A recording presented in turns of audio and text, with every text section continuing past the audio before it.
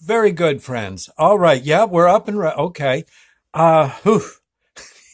Doc South here saying hey, and I found this. I'm on Facebook, Doc South on Facebook, and I guess periodically I'll log on for in the morning, and there'll be a notice saying, "Hey, here's something you posted 3 years ago on this day. Would you like to share it with your friends?" And I looked at it. And I said, I would like to share it with my friends, but I think I'm going to share it as a video. Yeah, as a video blurb on my YouTube thing. I think because also I wanted to correct some of the grammatical errors and stuff and spelling and things like it was done a while back. And I don't recall, I don't think I saved this. And I don't know why I wouldn't have. This definitely should have been in my first book of blurps. Well, maybe it'll be in the second one if I ever get the money up to do it. But you ready? Okay, this one, honestly, I think this is pretty good. Yeah. So here, let's read it to you. Okay, the title is 9 out of 10 doctors say read your cereal box. I don't eat much cold cereal, and I may not have this observation totally committed to memory, but the other day, while working in the dairy aisle, I noticed a shelf display of mini shredded wheat biscuits. The boxes caught my eye for some reason. I don't know why. Maybe we could call it fate, I guess.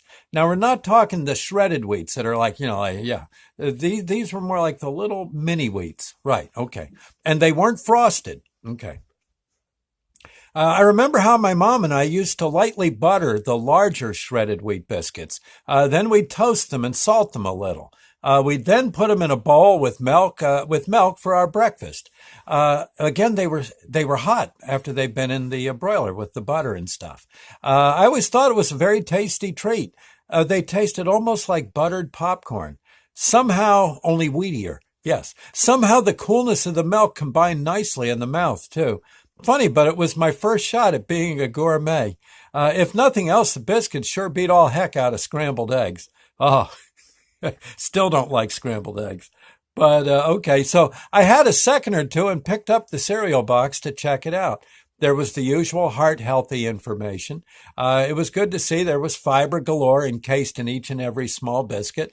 Sodium was pretty low, it seemed. The box itself was decorated with the usual pictures of wheat on the stem.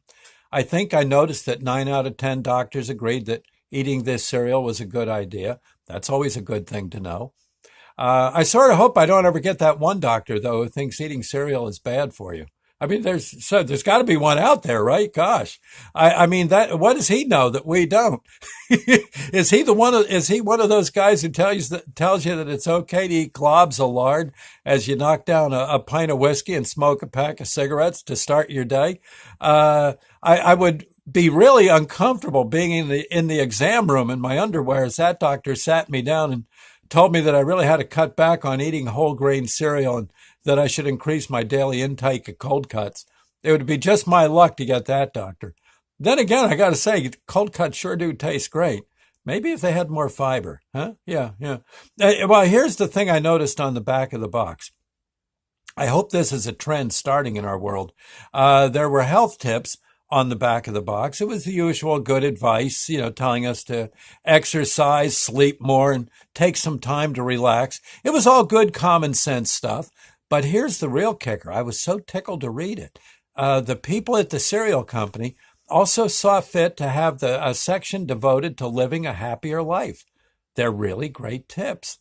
Now, I may not have them exactly right, so I won't try to give them to you word for word, but rest assured there was nothing on the box telling you that to be truly happy, you need to get to Monte Carlo's finest hotel as soon as you can. There wasn't one tip saying happiness is gone forever if you don't have designer drapes and the family cat clashes with the color scheme of the upholstery.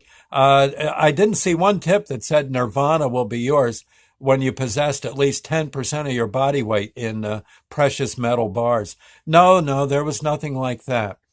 In fact, it was pretty much the opposite. It was. I can give you a general idea.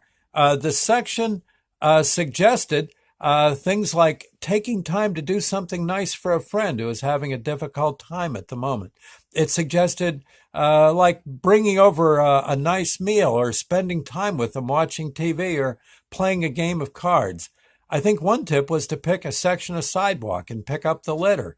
I'm telling you, another idea was to take a little of the money that you were saving for yourself and spend just a bit of it on someone else. These may not have been the exact ideas, but they all had one thing in common.